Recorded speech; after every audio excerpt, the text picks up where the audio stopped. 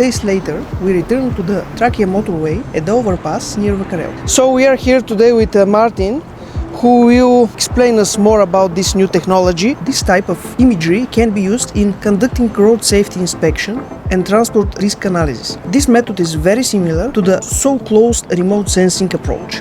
But we are using satellite images. Martin will show us new technology with drone images. So Martin, please tell us more about this technology. Of course, thank you.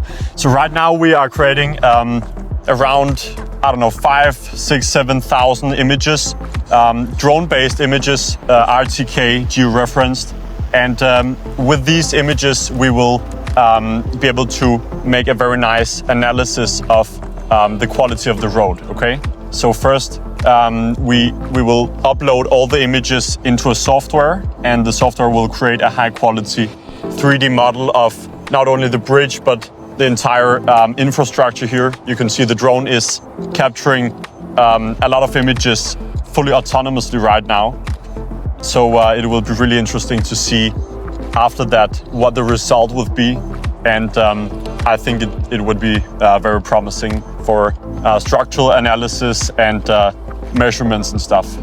Yeah. So it is first easy. It is safety about the people who are making this analysis.